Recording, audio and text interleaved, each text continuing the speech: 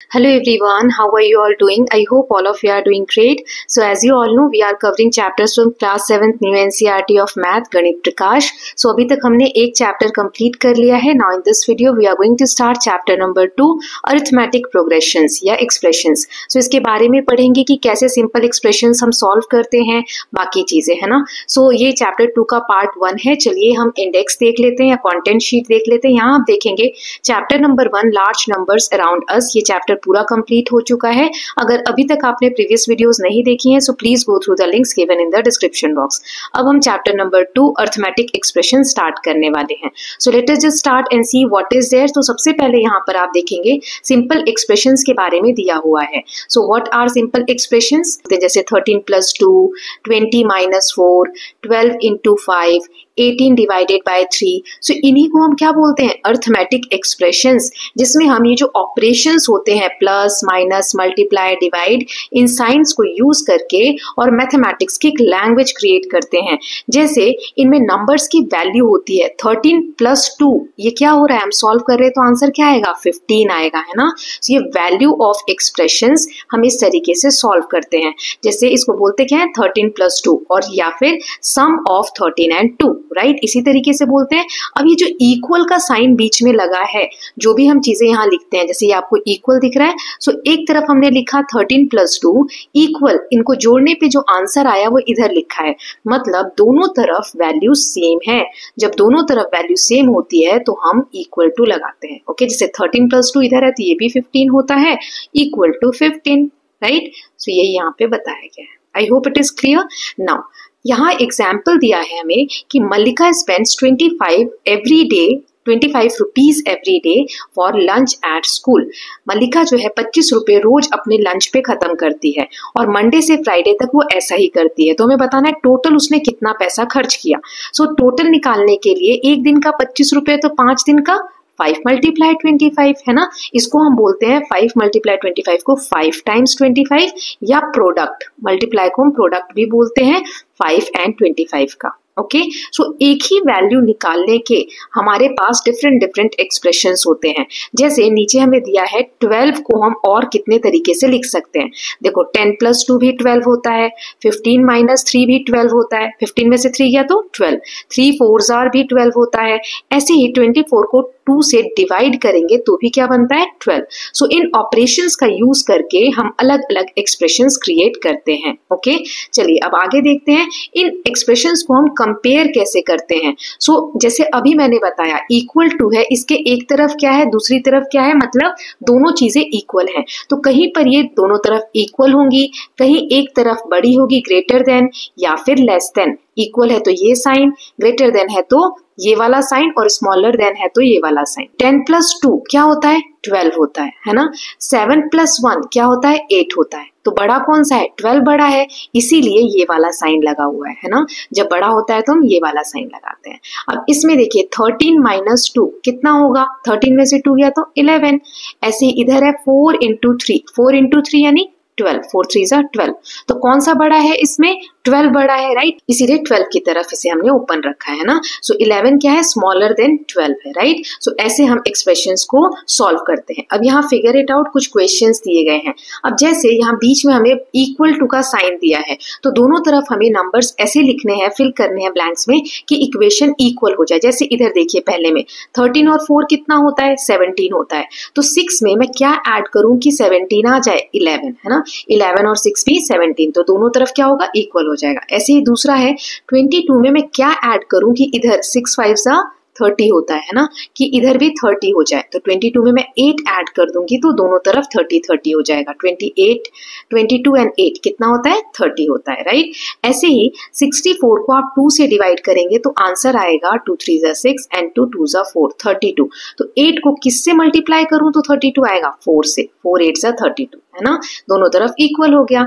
ऐसे ही इधर है 25, अब इधर मैं 34 में से क्या माइनस करूं कि 25 आ जाए, तो 9 माइनस करेंगे, है ना। तो ये हमने इक्वल कर दिया सभी इक्वेशंस को। अब नेक्स्ट क्वेश्चन में हमें सभी को सॉल्व करना है और जो वैल्यू आएगी उसको असेंडिंग मतलब सबसे पहले सबसे छोटा लिखेंगे, फिर उससे बड़ा एंड लास्ट में सबसे बड़ा वैल्यू आएगा, है ना। असेंडिंग ऑर्डर मतलब बढ़ते हुए क्रम में लिखेंगे। तो चलिए सॉल्व कर लेते हैं। सबसे पहले है 67 में से 19 गया तो कितना बचेगा, तो यहाँ पे आंसर आ जाएगा 48। ओके, देन ये वाला सॉल्व करते हैं। 67 में से 20 गया तो इसका आंसर आएगा 47, राइट। देन थर्ड है 35 और 25 कितना होता है, 5 5 10 एंड 60, राइट। ये करेंगे तो 5 11 55 एंड 120 को 3 से डिवाइड करेंगे तो 3 4 12 एंड 0 40 आएगा, राइट। अब इसमें हमें असेंडिंग ऑर्डर में लिखना है, तो असेंडिंग ऑर्डर सबसे छोटा सबसे पहले कौन सा देखेंगे, तो ये देखिए 40 वाला जो है सबसे छोटा है, यानी कि ई वाला जो हमारा नंबर है वो सबसे छोटा है, तो ये वाला साइन, राइट। इससे बड़ा 47 है यानी बी वाली वैल्यू, राइट। देन इससे बड़ा 48 है यानी ए वाली वैल्यू, और इससे बड़ा क्या है 55 डी वाली वैल्यूज, राइट।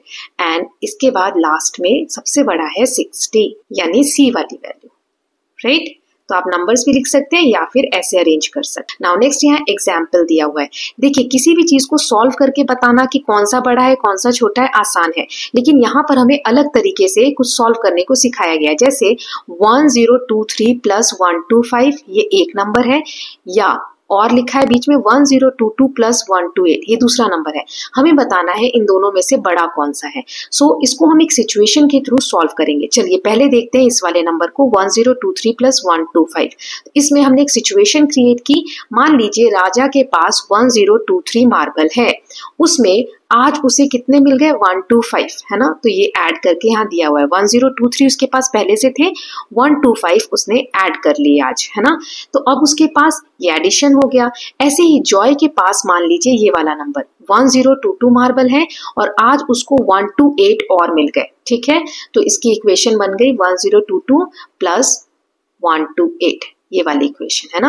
अब ज्यादा किसके पास है, तो ये हम इस एग्जाम्पल के थ्रू सॉल्व करेंगे। जो इधर फिगर बना रखा है, this situation can be represented as shown in picture on the right. To begin with सबसे पहले शुरू करते हैं। Raja had 1 more marble than Joy. देखो ये 1023 था, तो इसको हम कैसे लिख सकते हैं 1022 प्लस 1, है ना। 1 अलग लिख दिया, अगर जोड़ेंगे तो क्या हो जाएगा 1023, है ना। और ये 125 तो है ही सही, ये यहाँ हो गया 125। तो अब इसका जॉय का ये 1022 था, इसीलिए हमने ये दोनों को इक्वल कर लिया। 125 है लेकिन जॉय का यहाँ कितना है 128, तो 125 लिख दो। 125 में कितना ऐड करेंगे तो 128 आएगा 3, है ना। तो ये 3 हमने अलग लिख दिए। तो ये क्यों किया गया है, ऐसा हमने क्यों किया है, ताकि ये 1022 और ये 1022 सेम आ जाए, ये 125 सेम आ जाए। अब मैं अलग कलर यूज कर रही हूँ, अब कंपेयर करना आसान हो गया। इसके पास 3 1 है और इसके पास एक ही 1 है, तो कौन सा बड़ा होगा, जॉय का बड़ा होगा। कितना बड़ा होगा, तो 2 बड़ा होगा, है ना, क्योंकि एक एक सेम हो गया दोनों में, 2 एक्स्ट्रा है जॉय के पास, तो वही दिया है। But Joy got 3 more marbles than Raja today. We can see that Joy has 2 more marbles than Raja. तो जॉय की वैल्यू जो है वो बड़ी है एज कंपेयर टू राजा, इसीलिए बीच में ये वाला साइन लगा हुआ है। ओके, एक और एग्जाम्पल देख लेते हैं, उसमें माइनस के थ्रू हमें समझाया गया है। जैसे एक नंबर हमें दिया हुआ है 113 माइनस 25 एंड 112 माइनस 24। इनमें से ग्रेटर बड़ा कौन सा है, मतलब राजा के पास मान लो 113 मार्बल थे, उसमें से 25 वो हार गया, लॉस्ट हो गए। देन उसके पास क्या बचेगा, ये इक्वेशन बन गई, है ना, 113 माइनस 25। ऐसे ही जॉय के पास मान लो 112 मार्बल थे, उसमें से 24 लॉस हो गए उसके आज, तो इक्वेशन क्या बनेगी 112 माइनस 24। तो यहाँ 113 को लिख दिया 112 और ये 1 अलग, क्योंकि 112 और 1 कितना हो जाएगा 113 हो जाएगा। हमने ऐसा क्यों किया, ताकि दोनों वैल्यू सेम हो जाए। अब राजा के पास इससे जॉय के कंपैरिजन में 1 ज्यादा है, लेकिन यहाँ देखिए, इसमें से हमें 25 माइनस करना है और इसमें से 24 माइनस करना है। तो Raja had 1 marble more than Joy, but he also lost 1 marble more than Joy did, therefore they have an equal number of marbles. Raja के पास देखो 1 मार्बल ज्यादा था, तो उसने खोया भी तो 1 मार्बल ज्यादा है। जॉय को 24 ही लॉस हुआ है, राजा को 25 लॉस हुआ है, एक ज्यादा भी तो लॉस हुआ है, मतलब इक्वेशन सेम ही रहेगी। इधर 113 थे तो उसमें से 25 गए हैं, इधर 112 है तो 24 ही गए हैं, है ना। सो इसका मतलब इक्वेशन क्या है, इक्वल है, राइट। तो आई होप कि ये समझ में आ रहा होगा कब इक्वल होता है। अब यहाँ हमें इन इक्वेशंस के बीच में ये साइन लगाने हैं कि ग्रेटर देन है कि स्मॉलर देन है कि इक्वल टू है। ये जो भी हमें एक्सप्रेशंस दिए गए हैं फिर कंपेयर करना है। Can you do it without complicated calculations, explain your thinking in each case. अब जैसे अभी हमने सॉल्व किया ना, वैसे ही इसको सॉल्व करना है एक एक करके। जैसे पहला है 245 और 289, इधर है 246 एंड 285, तो ये बड़ा होगा, छोटा होगा या इक्वल होगा। देखो यहाँ 245 है और यहाँ 246 है, यानी एक ज्यादा है यहाँ पर, है ना। यहाँ 289 है और यहाँ 285 है, यहाँ 4 ज्यादा है, राइट। तो किस तरफ ज्यादा है, इस तरफ, है ना। तो हम ऐसा साइन लगाएंगे, राइट। अब यहाँ देखो 273 है, इसमें से 145 गया, यहाँ 272 है, इसमें से 144 गया। तो यहाँ 273 था, एक कम है यहाँ, लेकिन गया भी तो एक कम है, तो ये क्या हो जाएगी, वैल्यू इक्वल हो जाएगी, जैसे अभी हमने लास्ट वाला सॉल्व किया था। ऐसे ही थर्ड में यहाँ 364 है, यहाँ 363 है, यहाँ पर एक ज्यादा है ना। यहाँ 587 है और यहाँ 589 है, यहाँ 2 ज्यादा है, तो कौन सा बड़ा हुआ, ये वाला बड़ा हुआ, है ना। 2 इधर ज्यादा है। देन ये वाला देखते हैं 124, यहाँ 129, तो कितना ज्यादा है, 5 ज्यादा है। यहाँ 245 और यहाँ 245, ये सेम ही है, तो 5 इधर ज्यादा है, तो ये वाला बड़ा होगा। ओके, ऐसे ही 213 है, यहाँ 214 है, तो एक ज्यादा है यहाँ पर, उसमें से 77 गया और इधर से 76 गया। यहाँ एक ज्यादा था और एक कम माइनस हुआ है इसके कंपैरिजन में, तो ये बड़ा होगा, है ना। 213 में से 77 गए और 214 में से 76 गए, तो बड़ा कौन सा नंबर होगा, यही वाला होगा, है ना। एक ज्यादा भी था और गया भी कम है, राइट। सो इस तरीके से आप सॉल्व कर सकते हैं, बिना सॉल्व किए, पूरा कैलकुलेट किए हम बता सकते हैं कौन सा बड़ा है कौन सा छोटा है। आई होप ये क्लियर हो रहा होगा। अगर डाउट्स आते हैं तो कमेंट सेक्शन में बताइएगा, मैं फिर से इसको आपके लिए इजी करके नेक्स्ट वीडियो में बता दूंगी। ओके, नाउ नेक्स्ट देख लेते हैं exercise 2.2 reading and evaluating complex expressions. कैसे इनको हम पढ़ते हैं, जैसे एक्सप्रेशंस लिखते हैं उनको रीड कैसे करते हैं। कभी कभी when an expression is not accompanied by a context, they can be more than one way of evaluating it's value. कभी कभी एक ही एक्सप्रेशंस को अलग अलग तरीके से हम पढ़ लेते हैं, इसीलिए पता ही नहीं होता कौन सा सही है, तो हमें कुछ टूल्स की जरूरत पड़ती है, रूल्स की जरूरत पड़ती है, जिससे कि एग्जैक्टली हम एक्सप्रेशंस को रीड कर पाए। जैसे समझने के लिए हमें यहाँ पर एक एग्जाम्पल दिया है जिसमें लैंग्वेज के थ्रू हमें चीजें समझाई गई हैं, कैसे सेम सेंटेंस को हम अलग अलग मीनिंग के साथ इंटरप्रेट करते हैं। सो पहले सेंटेंस में देखिए क्या लिखा है, Shalini set next to a friend with toy. तो इसका मीनिंग क्या निकल रहा है कि एक फ्रेंड है जिसके पास टॉयज है और शालिनी उसके पास बैठी है ना, ये शालिनी है। अब सेंटेंस वही है, Shalini set next to a friend with toy, सिर्फ ये कॉमा यहाँ पर लगा है। इसका मतलब क्या निकल रहा है कि शालिनी के पास टॉयज हैं और वो एक फ्रेंड के साथ बैठी है। ठीक है, ये रहा, है ना, शालिनी अपनी टॉयज के साथ एक फ्रेंड के पास बैठी है। सिर्फ कॉमा लगाने से सेंटेंस का मीनिंग चेंज हो गया। यही लिखा है, this sentence without the punctuation, punctuation मतलब ये कॉमा वगैरह जो होता है उसे हम पंक्चुएशन मार्क बोलते हैं, could have been interpreted in 2 different ways. अगर कॉमा नहीं है तो 2 तरीके से हम सेम सेंटेंस को पढ़ते हैं, इसीलिए appropriate use of comma specify how the sentence has to be understood. कैसे किसी सेंटेंस को पढ़ना है उसमें ये पंक्चुएशन बहुत हेल्प करते हैं। So let us see an expression that can be evaluated in more than one ways। ऐसे ही मैथ के एक्सप्रेशंस में भी होता है। कैसे, चलिए एग्जांपल्स के थ्रू समझाया गया है। यहाँ दिया है, Mallesh brought 30 marbles to the playground। Arun जो है वो 5 बैग्स लाया मार्बल के, हर बैग में 4 मार्बल्स हैं, कंचे हैं, है ना। How many marbles did Malesh and Arun bring to the playground. So Malesh और अरुण दोनों मिलाकर कितने मार्बल्स प्लेग्राउंड में लाए। सो मलेश ने समराइज किया इसको कैसे, देखो 30 मार्बल थे तो 30 लिख दिया, है ना, मलेश जो लाया था। उसके बाद 5 बैग 4-4 मार्बल के आए तो 5 बैग 4-4 मार्बल के आए, राइट। अब ये लिखा तो ऐसे है कि 5 बैग में 4-4 मार्बल थे तो मल्टीप्लाई कर दिया। अब इनको हम सॉल्व कैसे करते हैं, उससे वैल्यू अलग अलग आ सकती है। कैसे, चलिए देखते हैं। Without knowing the context behind this expression, मान लो कि ये तो हमें कहानी पता है कि 5 बैग थे 4-4 के, इसलिए मल्टीप्लाई कर दिए, है ना, और मैंने ये एक ऐसी लाइन बना दी कि ये साथ में है, ये साथ में है। लेकिन अगर कुछ कॉन्टेक्स्ट पता ही ना हो, सिर्फ ये इक्वेशन आपको दे दिया जाए तो कैसे सॉल्व करोगे। सो पूर्णा को कुछ नहीं पता था, सिर्फ ये इक्वेशन हमने दे दिया तो उसकी वैल्यू जो उसने फाइंड आउट की एक्सप्रेशन की, वो आंसर आ रहा है 140। ओके, कैसे, उसने क्या किया, ये जो 30, let me erase it and then it explain it again. So यहाँ पे देखिए उसने क्या किया, 30 और 5 को ऐड कर दिया तो कितना आ गया, 35, है ना, और उसको फिर ये आ गया, है ना, 4 से मल्टीप्लाई कर दिया, ये जो 4 है, तो आंसर आ गया 140, राइट। ये आया, तो क्या ये सही है, अब वो तो हम बाद में देखेंगे। अब इसी को मलेश ने सॉल्व किया तो उसका आंसर आ रहा है 50। कैसे आया, तो पहले उसने मल्टीप्लाई किया 5 और 4 को। मैं फिर से इसको इरेज करती हूँ और आपको समझाती हूँ।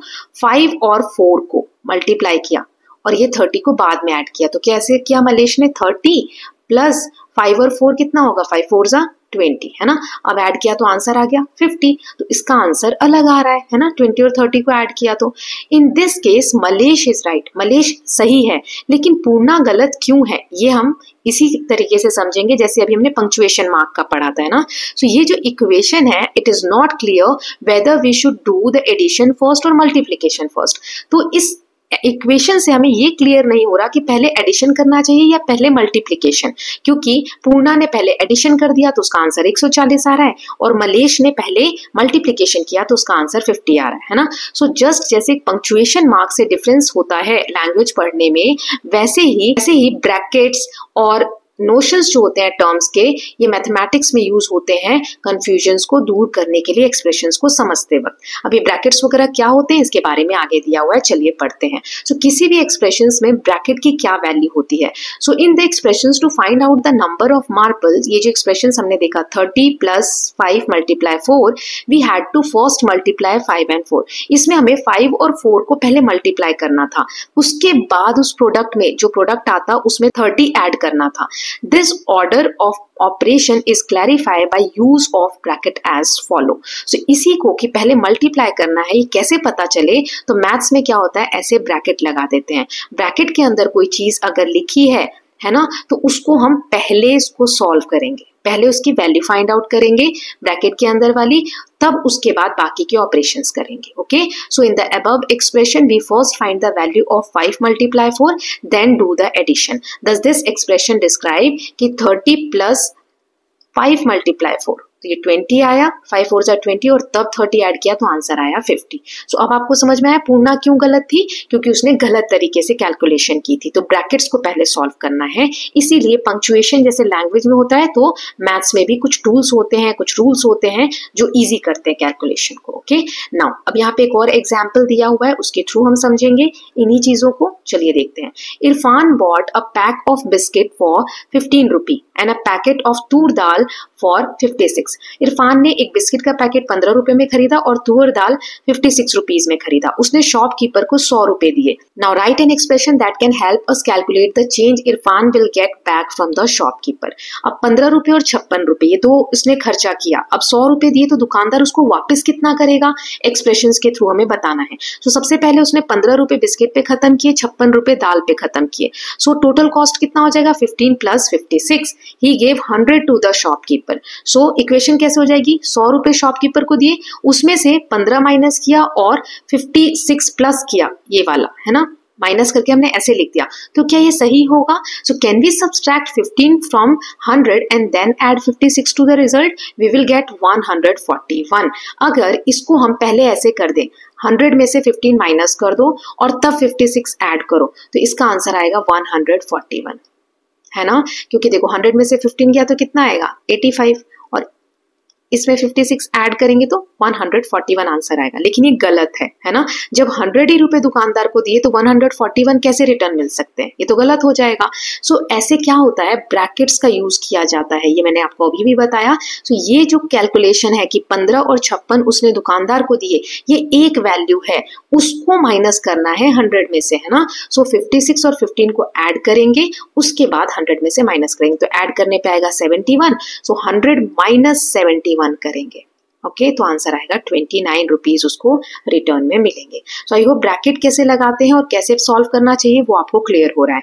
नाउ ये जो हमने एक्सप्रेशंस लिखा है इसमें टर्म क्या होते हैं वो हम जानने वाले हैं। जैसे 30 + 5 × 4, ये विदाउट ब्रैकेट लिखा हुआ है, तो विदाउट ब्रैकेट इसका कोई मीनिंग नहीं है, हमने अभी सॉल्व करके देखा गलत हो जाता है। So when there are expression having multiple operation, ऐसे अगर कोई एक्सप्रेशन है जिसमें बहुत सारे ऑपरेशन है, प्लस भी है, मल्टीप्लाई भी है, डिवाइड भी है, and order of operation is not specified by bracket, we use the notion of terms to determine the order. तो फिर हम टर्म्स देखते हैं कि कैसे बनाए जाते हैं। जैसे terms are the parts of expression separated by plus.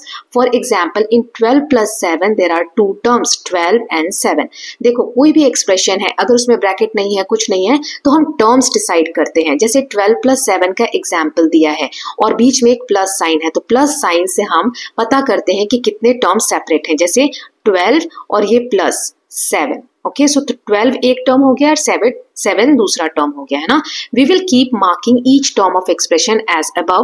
Note that this way of marking the term is not a usual practice, this will be done until you become familiar with this concept. Now what are terms in 83 - 14, इसमें क्या term होगा, तो 83 बीच में plus ही रहेगा और -14 हम एक साथ लिखेंगे। ये हम ऑलरेडी कर चुके हैं पिछले क्लासेस में, राइट, तो इसके लिए आपको कंफ्यूज नहीं होना चाहिए, पिछले चैप्टर में भी हमने ये देखा है ना। सो माइनस साइन ये अलग हमने लिख दिया एक टर्म, और प्लस, क्योंकि हमने देखा था कि प्लस माइनस ये दो साइन होते हैं साथ में, तो ये क्या बन जाते हैं, माइनस बन जाता है ना। सो दस द टर्म ऑफ एक्सप्रेशन, इस वाले एक्सप्रेशन में दो टर्म्स है, कौन कौन से, एक है 83 और एक है -14, ऐसा मत बोल देना 14, है ना, -14 दूसरा टर्म है, राइट। नाउ नेक्स्ट यहाँ पे क्वेश्चन दिया हुआ है, चेक इफ रिप्लेसिंग सब्सट्रैक्शन, हमें ये चेक करना है कि सब्सट्रैक्शन को अगर हम रिप्लेस करते हैं by addition in this way does not change the value of expression by taking different examples। अभी हमने देखा कि 14 था, -14 है ना, हमने प्लस लगाया और ब्रैकेट में -14 लिख दिया, तो क्या इससे वैल्यू भी डिफरेंट होती है, चलिए चेक करते हैं, एक बार देखते हैं। सो एक एग्जाम्पल मैंने लिया, 2-3 एग्जाम्पल लेने में 2 एग्जाम्पल के थ्रू समझाती हूँ। जैसे हमने ले लिया 15 - 7, ठीक है, तो लिखा 15 प्लस और -7, तो अभी मैंने आपको बताया प्लस माइनस क्या हो जाता है, माइनस हो जाता है। सो 15 ऐसे ही रहेगा, ये प्लस और माइनस क्या हो जाएगा, -7, तो 15 में से 7 गया 8, है ना, तो ये आंसर 8 ही आएगा चाहे आप कैसे भी सॉल्व करें, तो वैल्यू सेम ही रहेगी। एक और एग्जांपल देख लेते हैं, जैसे 25 - 10, ओके, देन 25 अब प्लस -10, तो प्लस माइनस माइनस हो जाएगा, 25 में से 10 गया 15 आ जाएगा, तो वैल्यू सेम रहेगी। इसका मतलब कि अगर प्लस में हम वैल्यू को रिप्लेस करते हैं, रिप्लेसिंग ये सब्सट्रैक्शन अगर लगा देते हैं, सब्सट्रैक्शन का sign, by adding the inverse does not change the value, है ना। जैसे -7 है तो प्लस -7 किया तो उससे वैल्यू चेंज नहीं होती है, ठीक है, तो इससे क्या पता चलता है कि वैल्यू चेंज नहीं होगी, है ना। अब आगे हमें इसी तरीके से टर्म्स आइडेंटिफाई करके दिए हुए हैं कुछ इक्वेशंस के, तो वो देख लेते हैं। So all subtraction in an expression are converted to addition in this manner to identify the terms. Here are some more example of expression and their terms. जैसे -18 - 3, तो -18 एक टर्म होगा, बीच में प्लस लगाएंगे और दूसरा -3 होगा। अब ये 6 × 5 ये एक टर्म है और 3 दूसरा टर्म है ना, जहां प्लस आ रहा है वहां पे टर्म चेंज हो रहा है। ऐसे ही 2 तो एक टर्म हो गया, -10 ये दूसरा टर्म हो गया, बीच में हमने प्लस लगा दिया, और 4 × 6 ये तीसरा टर्म हो गया, बीच में हमने प्लस लगा दिया, ये यहाँ पर था, है ना। सो अब 3 टर्म्स 6 × 5 या 4 × 6, इसे हम सिंगल टर्म्स बोलते हैं क्योंकि इनके बीच में कोई प्लस का साइन नहीं है। In the following table some expressions are given, complete the table. ऐसे ही एक्सप्रेशंस दिए हुए हैं, हमें टेबल कंप्लीट करना है। सो चलिए देखते हैं कैसे करेंगे। यहाँ दिया है 13 ये एक टर्म, -2 दूसरा टर्म और +6 ये तीसरा टर्म है ना। सो ये 3 टर्म यहाँ लिख के दे दिए। ऐसे ही अब इसमें क्या होगा, तो 5 एक टर्म है, 6 × 3 दूसरा टर्म है, तो एक टर्म हो गया 5, एक हो गया हमारा 6 × 3, ओके, अब नेक्स्ट में 4 एक टर्म है, 15 दूसरा टर्म है और -9 तीसरा टर्म है ना, तो 4, 15 एंड -9। ओके, ऐसे ही 23 एक टर्म है, -2 मल्टीप्लाई 4 ये पूरा एक टर्म होगा क्योंकि बीच में मल्टीप्लाई साइन है तो वो एक साथ ही काउंट होगा, और 16 है ना। तो इसमें कौन कौन से टर्म आ गए, 23 -2 मल्टीप्लाई 4 एंड 16। ठीक है, अब ये 28 एक टर्म है, +19 दूसरा टर्म है एंड -8 तीसरा टर्म है, तो इसको लिख देंगे 28, 19 and -8। Okay, now we will see how terms are used to determine the order of operation to find the value of an expression. ये जो term है ये कैसे डिटरमाइन करते हैं कि हमें किस ऑर्डर में इक्वेशन को सॉल्व करना है, वो हम सीखने वाले हैं। So we'll start with expressions having only additions with all subtractions suitably converted into addition. सिर्फ एडिशन वाले अभी हम देखेंगे। So चलिए देखते हैं, does changing, जो अभी हमने देखा, does changing the order in which the terms are added given different values। अब अगर एडिशन वाले सम है, मान लो a + b है, तो क्या b + a करेंगे तो वैल्यू चेंज होगी? तो वही आगे दिखाया गया, कुछ एग्जांपल्स के थ्रू हमें समझा देते हैं, इसको सॉल्व करके दिखाते हैं। जैसे पहले मैंने लिया 6 + 4, तो 6 + 4 भी 10 होगा और 4 + 6 भी 10 होगा, है ना। एक और एग्जाम्पल बता देती हूँ आपको, तो देखो -7 + 10 + -11, तो इसको कैसे सॉल्व करेंगे, देखो -7 + 10, तो माइनस प्लस माइनस होगा और 10 में से 7 गया 3, प्लस का साइन लगेगा, क्यों, बड़ा 10 है, 10 के साथ प्लस का साइन है, इसलिए आ गया +3, और ये एज इट इज अभी हमने लिख दिया +-11। ठीक है, अब फिर से +-11 क्या हो जाएगा, -11, तो ये क्या बन जाएगा 3 - 11। सो एक प्लस का है एक माइनस का है तो माइनस होगा, 11 में से 3 गया 8। ठीक है, और बड़े के साथ यानी 11 के साथ माइनस साइन है इसलिए -8, है ना। तो किसी भी तरीके से आप करते हो तो आंसर सेम ही रहेगा। अब इन्होंने क्या किया, यहाँ पर इंटरचेंज कर दिया, जैसे +10 की जगह -11 कर दिया और यहाँ पे +10 लिख दिया और -7 को इधर ले गए, तो भी वैल्यू सेम ही आएगी। कैसे, देखो 10 और +-11 क्या होगा, -11, तो 11 में से 10 गया 1 और 11 के साथ माइनस है तो बड़े के साथ माइनस है तो -1 आ गया, और ये +-7 -7, तो देखो -1 -7 क्या होगा, दोनों माइनस के हैं तो ऐड हो जाएगा, 7 1 8 और सेम साइन होते हैं तो हम माइनस लगा देते हैं ना। तो दोनों ही केस में क्या आ रहा है, -8 आ रहा है, तो वैल्यूज हमेशा सेम ही रहेंगी। तो इसका कंक्लूजन क्या निकलेगा, in addition of terms whether positive और नेगेटिव, चाहे नंबर पॉजिटिव हो या नेगेटिव हो, अभी हमने देखा changing orders does not change the value of expression. अगर हम ऑर्डर चेंज कर देते हैं नंबर के तो एक्सप्रेशंस की वैल्यू चेंज नहीं होती है। ओके, नाउ नेक्स्ट देख लेते हैं। तो यहाँ दिया है स्वैपिंग एंड ग्रुपिंग। अब किसी भी नंबर को हम स्वैप कर रहे हैं या ग्रुप्स बना रहे हैं उसके बारे में जानते हैं। Let us consider a simple expression having only 2 terms. तो यहाँ पर एग्जांपल दिया है, Madhu is flying a drone from a terrace.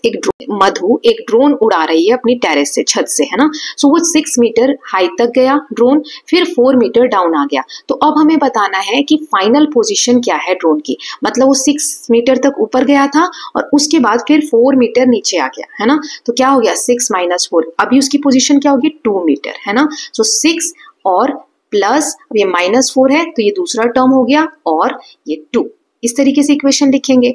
अब जो अभी हमने समझा ना कि वैल्यू स्वैप करने से कोई चेंज नहीं आता है, तो ये -4 को मैं इधर भी लिख सकती हूँ, है ना, और 6 को इधर लिख दिया तो भी वैल्यू क्या रहेगी 2 रहेगी, क्यों, 6 में से 4 गया 2 और बड़े के साथ 6 बड़ा है, प्लस का साइन है तो प्लस ही आएगा, है ना। So it doesn't in this case, we already know that swapping the term does not change the sum when both terms are positive numbers, right. तो ये हम ऑलरेडी देख चुके हैं।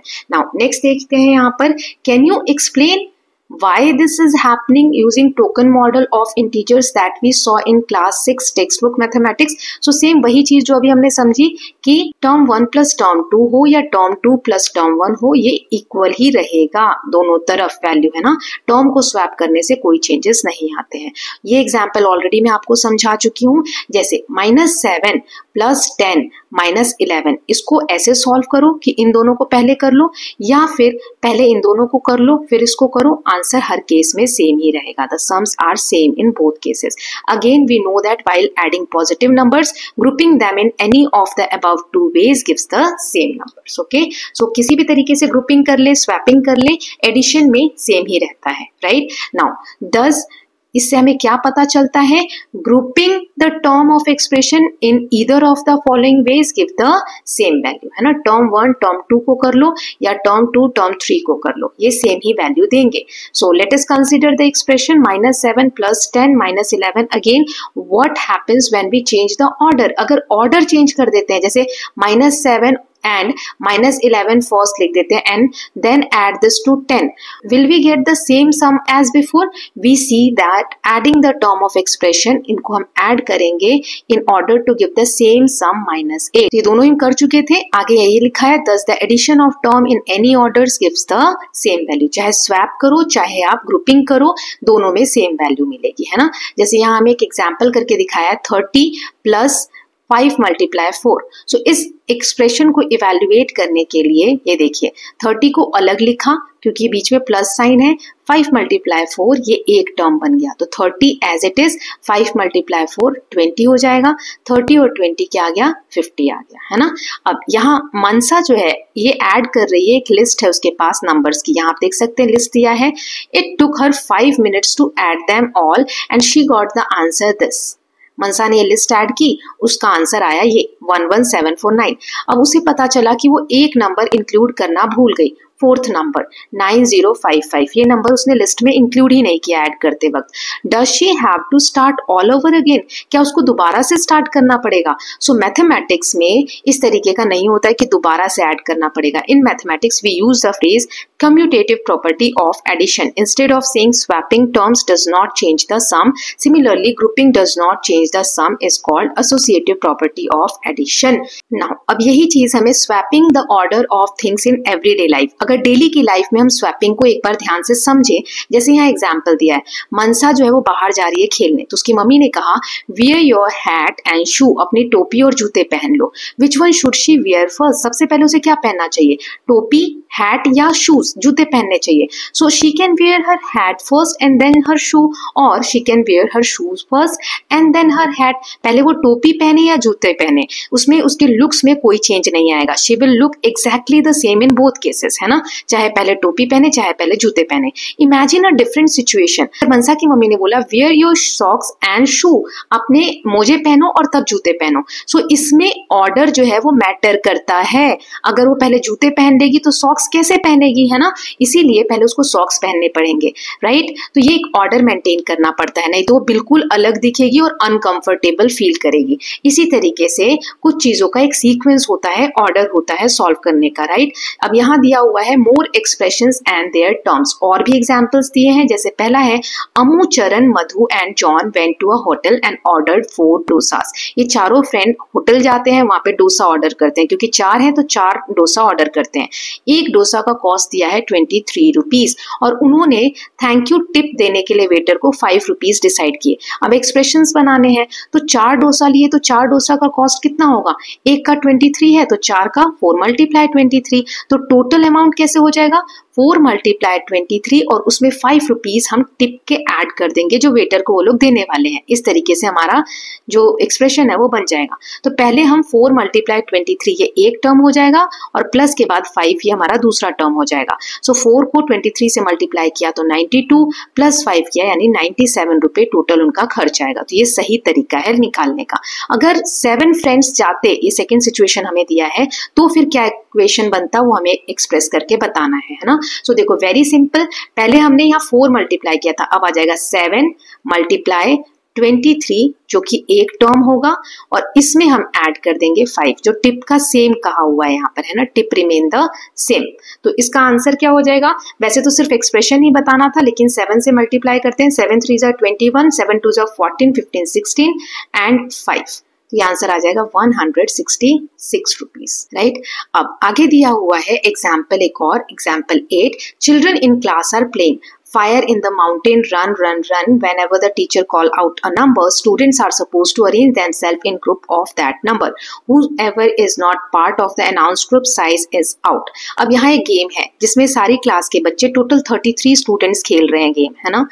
तो 33 स्टूडेंट्स को जैसे ही मैम कोई नंबर बोलेंगी या कुछ भी बोलती हैं, उस हिसाब से अपने आप को ग्रुप्स में अरेंज करना है, और जो ग्रुप्स का पार्ट नहीं बन सकते उनको अलग रहना है। तो जैसे ही टीचर ने बोला 5, तो 33 बच्चे 5-5 के ग्रुप्स में बढ़ जाएंगे। जैसे देखो ये 5 हैं, है ना, ये 5 हैं, ये 5 हैं, ये 5 हैं, ये 5, ये 5, और जो बच गए 3 वो अलग हो जाएंगे। तो देखो कैसे हुआ, 6 ग्रुप्स, यहाँ 6 सर्कल्स हैं तो 6 ग्रुप्स 5-5 के हैं और 3 बच्चे अलग हैं। तो इसका मतलब 6 ग्रुप्स बने 5-5 बच्चों के और 3 बच्चे अलग है ना। इस तरीके से इक्वेशन बन गई, राइट। 6 5 30 एंड प्लस 3 कितना हो जाएगा टोटल, 30 + 3 33। यही हमारा टोटल नंबर स्टूडेंट्स का था, है ना। सो इस तरीके से हम ग्रुप्स बनाते हैं। नाउ अब यहाँ कुछ हमें क्वेश्चंस दिए हैं, इनमें आप क्या करोगे। अगर टीचर 4 बोलती तो रूबी क्या लिखती, तो 4 है तो देखो टोटल बच्चे कितने हैं, 33 हैं, तो 4 8 32 होता है, यानी 8 के ग्रुप्स बनते, राइट। और एक एक्स्ट्रा बच जाता, 4 8 32 एंड प्लस 1 कितना आ जाता, 33, राइट। तो पहले का आंसर हो जाएगा ये वाला expression. Then if teacher had call out 7, अगर 7 बोलती तो 7 के टेबल में किससे हम मल्टीप्लाई करेंगे, 33 के आसपास का नंबर आ जाएगा। 7 5 35 होता है तो ये तो ज्यादा हो जाएगा, 7 4 है ना, तो 7 × 4 प्लस, तो 7 4 28 होता है। 28 में कितना ऐड करेंगे तो 33 आएगा, क्योंकि हमें टोटल स्टूडेंट्स 33 बनाना है ना। तो यहाँ पे 5 ऐड करेंगे, राइट, तो ये आ जाएगा 33। तो सेकेंड में हम ये वाला इक्वेशन लिख सकते हैं। ओके, आई होप क्लियर है। नाउ नेक्स्ट देख लेते हैं। सो यहाँ एक और एग्जाम्पल है कि रघु ने 100 kg राइस खरीदा होलसेल मार्केट से, उसको उसने 2-2 kg के पैकेट बना दिए। तो कितने पैकेट्स बनेंगे, तो 100 kg है और 2-2 kg का पैकेट बना है, यानी कि 50, या फिर इसको हम 100 / 2 भी लिख सकते हैं, है ना। सो देखिए वही दिया है और उसके पास पहले से 4 और पैकेट थे 2-2 kg के। तो हमें बताना है ना, right an expression of the number of 2 kg packets of rice he has now and identify the term. तो देखो पहले से उसके पास 4 पैकेट थे, अब जो नए 2-2 kg के पैकेट बनाए हैं वो बनाए उसने 100 / 2। इसको हम ऐसे भी लिख सकते हैं जो मैंने आपको ऑलरेडी बता दिया। सो टोटल कितना हो जाएगा, 2 kg के पैकेट पहले से 4 थे प्लस 100 / 2, तो एक टर्म हो गया 4 और दूसरा हो गया 100/2, है ना। 100/2 भी बोलते हैं, 100 / 2 भी बोलते हैं। ऐसे ही यहाँ दिया हुआ है नेक्स्ट एग्जाम्पल में, Kanan has to pay 432 to a shopkeeper using coins of 1, 5 and notes of 10, 20, 50 and 100। How can he do it. Kanan को एक दुकानदार को 432 रुपए देने हैं, उसके पास एक 5 रुपए नोट है, 20 का नोट है, 50 का नोट है और 100 का नोट है। तो किस किस तरीके से वो दे सकता है, there is more than one possible, कई तरीके से वो अरेंज कर सकता है। फॉर एग्जाम्पल एक यहाँ हमें दिया है, टोटल 432 उसको देने हैं, तो 4 दे देगा 100 के, ये यहाँ लिखा हुआ है ना। एक नोट वो दे देगा 20 का, यहाँ लिखा हुआ है। एक नोट दे देगा 10 का, वो यहाँ लिखा हुआ है। और 2 नोट्स उसने 1-1 रुपये के दे दिए, है ना, यहाँ लिखा हुआ है। तो इस तरीके से टोटल आ जाएगा 432। सेकेंड तरीका ये है कि 8 नोट उसने 50-50 रुपए के दे दिए, है ना। फिर एक नोट उसने 10 रुपए का दे दिया, फिर 4 नोट उसने 5-5 रुपए के दे दिए और 2 नोट उसने 1 रुपए के दे दिए, ठीक है। तो भी टोटल आ रहा है हमारा 432। अब इनमें identify the terms in 2 expressions above. ये इसमें टर्म्स कौन कौन से हैं, जैसे इसमें पहला ये टर्म है, फिर ये टर्म है, राइट, देन फिर ये टर्म है अपना, फिर ये टर्म है जहां से प्लस बन रहा है अपना। तो ये एक टर्म है, ये दूसरा टर्म है, ये तीसरा टर्म है और ये चौथा टर्म है। इन एक्सप्रेशंस में हमें टर्म फाइंड आउट करना था। नाउ नेक्स्ट देख लेते हैं। यहाँ हमें 2 पिक्चर्स दी गई हैं। Which of these arrangements matches the expression. अब ये जो एक्सप्रेशन हमें यहाँ दिया हुआ है, जो आप देख सकते हैं 5 × 2 + 3, इन दोनों में से कौन सा फिगर सही है।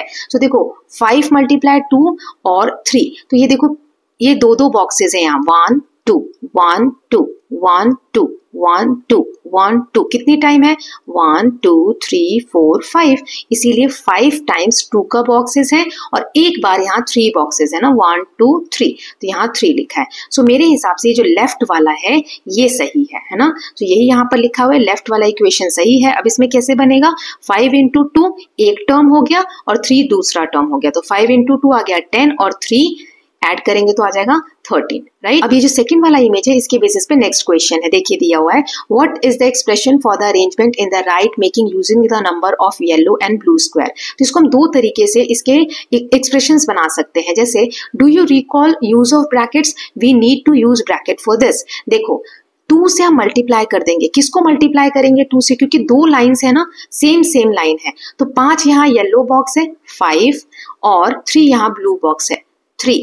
ठीक है, 5 और 3 कितना हो गया? 8 हो गया। टोटल एक लाइन में 8 बॉक्सेस है और ऐसी कितनी लाइनें हैं? 2 लाइनें, इसलिए 2 से मल्टीप्लाई कर दिया। सो इस अरेंजमेंट को can also be describing as, इसको हम लिख सकते हैं 5 + 3, यानी ये वाले 5 और ये वाले 3, फिर एक और 5 + 3 है ना, 5 + 3।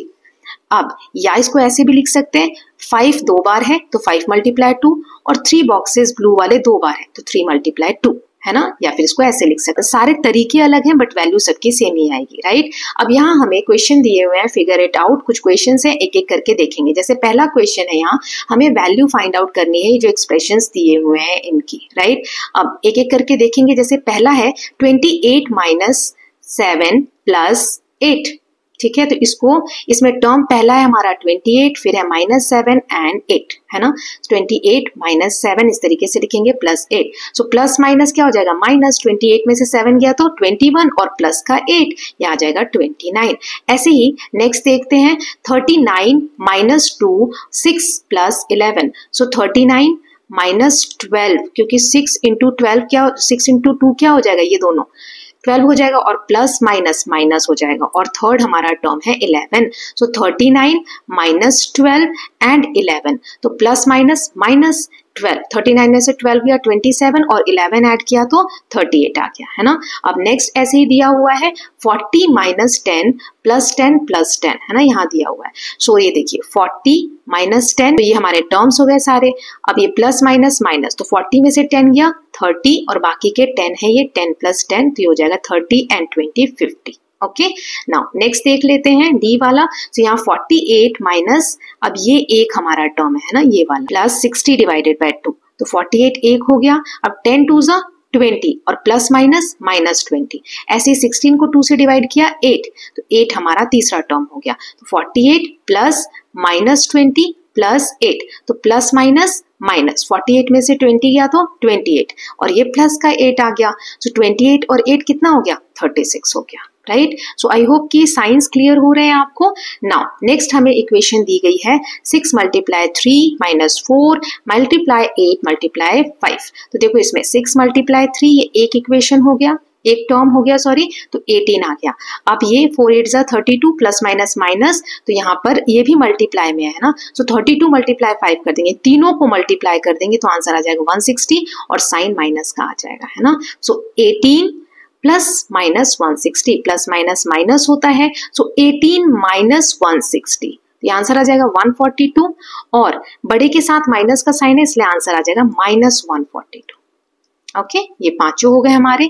नाउ नेक्स्ट देख लेते हैं। सो यहाँ पर ये जो क्वेश्चंस हमें दिए गए हैं, इनसे हमें स्टोरी या सिचुएशन क्रिएट करनी है। तो एक एक करके देखते हैं। जैसे ये जो एक्सप्रेशन है, इसके ऊपर क्या कहानी बना सकते हैं, तो मैंने यहाँ एग्जांपल्स दिए, आप कुछ भी कहानी क्रिएट कर सकते हो, है ना। तो जैसे 89 है, तो राहुल हैड 89 रुपीज, उसके पापा ने उसको ये 21 और रुपीज दे दिए, तो हमने ऐड कर दिया, और फिर उसने खर्च कर दिए 10 रुपीज स्नैक पे, तो हमने 10 रुपीज माइनस कर दिए, तो एक्सप्रेशन बन गया। इसमें टर्म हो गया 89, 21 एंड -10। इसको आप सॉल्व करोगे, 89 + 21 प्लस माइनस -10, तो 89 और 21 हो जाएगा हमारा 110, उसमें से 10 माइनस करोगे तो आंसर आ जाएगा 100, है ना।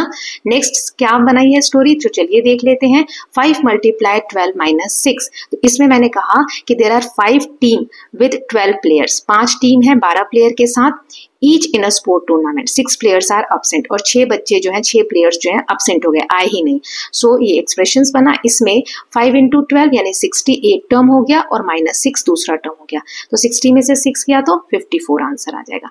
ऐसे ही तीसरा वाला देख लेते हैं। तो यहाँ पर है 4 × 9 + 2 × 6, इसमें ये देखो, A fruit vendor sold 4 boxes of apple, 9 apple each, 4 box बेचे और 9 each, तो 4 × 9। देन 2 बॉक्सेस उसने ऑरेंज के बेचे जिसमें 6, तो 2 × 6, ये एक टर्म हो गया, ये दूसरा टर्म हो गया, है ना। 4 9 = 36 और 6 2 = 12, तो इन दोनों को ऐड करेंगे तो आंसर आ जाएगा 48। इस तरीके से कहानी बनाना है ना। देन नेक्स्ट यहाँ पर हमें दिया हुआ है for each of the following situation. अब हमें यहाँ पे एक्सप्रेशंस बनाना है describing the situation, identify terms and find the value of expressions. में 3 पार्ट हैं, एक एक करके देखते हैं। तो जैसे पहला पार्ट यहाँ दिया हुआ है कि क्वीन आलिया, आलिया एक क्वीन है, gave 100 gold coin to princess Elsa. Alia ने एल्सा को 100 गोल्ड कॉइन दिए, 100 gold coins to princess Anna last year. Last year उसने प्रिंस एना को 100 गोल्ड कॉइन दिए और एल्सा को 100 गोल्ड कॉइन दिए। नाउ प्रिंसेस एल्सा ने क्या किया, इस वाली लड़की ने क्या किया, इससे बिजनेस स्टार्ट किया और 100 को डबल कर दिया, यानी 2 से मल्टीप्लाई करना होगा। और एना ने क्या किया, ज्वेलरी खरीद ली, गहने खरीद लिए, तो उसने हाफ कर लिया, यानी 100 दिए थे तो अब उसके पास कितने बचे होंगे, 100 डिवाइडेड बाय 2, है ना, उसको हाफ कर लिया। तो हमें इसको एक्सप्रेशंस लिखना है, how many gold coins princess Elsa and princess Anna together have, कितने हैं दोनों के पास वो हमें लिखना है। तो कैसे लिखेंगे, चलिए देखते हैं। So queen Alia gave 100 coins to Elsa and 100 coins to Anna. Elsa ने डबल कर लिया और एना ने उसको हाफ कर लिया, है ना। अब दोनों का टोटल बताना है तो दोनों को ऐड कर देंगे, 2 मल्टीप्लाई 100 यानी 200 और 100 डिवाइडेड बाय 2 यानी 50। अब दोनों को ऐड करो तो दोनों के पास कितने कॉइन्स है, 250 कॉइन्स। ऐसे ही बी वाला जो क्वेश्चन है उसको रीड करते हैं।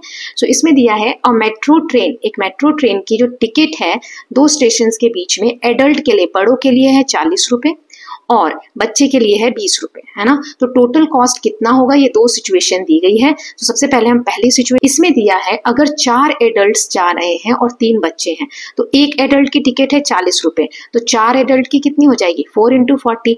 एक बच्चे की टिकट है 20 रुपए, तो 3 बच्चे जा रहे हैं यानी 3 इंटू 20, है ना। सो 4 को 40 से मल्टीप्लाई किया 160 और 3 को 20 से मल्टीप्लाई किया 60, दोनों को ऐड करोगे तो आंसर आ जाएगा 220। नाउ नेक्स्ट यहाँ पे दिया हुआ है for 2 groups have 3 adult each, 2 group हैं जिसमें 3 एडल्ट्स हैं। सो 2 ग्रुप मल्टीप्लाई, यानी 2 टाइम हमें मल्टीप्लाई करना है, 3 के ग्रुप हैं और 40 रुपए लगेंगे, है ना, एक जने का। सो 3 को 40 से मल्टीप्लाई किया तो 120 और 2 से मल्टीप्लाई किया तो 240, यानी 240 रुपीज लगेंगे, राइट। इसको सिंपल तरीके से भी कर सकते हैं कि इनको साथ में मल्टीप्लाई कर दिया, 2 ग्रुप 3 लोगों के और 40 रुपए एक का है तो 40 से मल्टीप्लाई कर देंगे, तो 6 इंटू 40 240। नाउ नेक्स्ट ये लास्ट है। So find the total height of window by writing an expression describing the relationship among the measurement shown in picture. अब देखो इसमें जो मेजरमेंट दिया हुआ है इस पिक्चर में, इसके हिसाब से टोटल जो हाइट है यहाँ से यहाँ तक विंडो की वो हमें बतानी है। तो इसमें बॉर्डर दिया है, तो देखो बॉर्डर यहाँ पर कितने होंगे, ये 1 2, एक ये इधर भी है ना, तो ये 3 है तो ये भी 3 हो जाएगा, यानी 3 को हम 2 से मल्टीप्लाई करेंगे क्योंकि 2 बॉर्डर्स हैं। ऐसे ही जो ग्रिल्स हैं इसकी जो हाइट है वो 2 सेंटीमीटर है, तो कितने ग्रिल्स हैं, 1 2 3 4 5 6 ग्रिल्स हैं, तो 2 मल्टीप्लाई 6 होगा, है ना।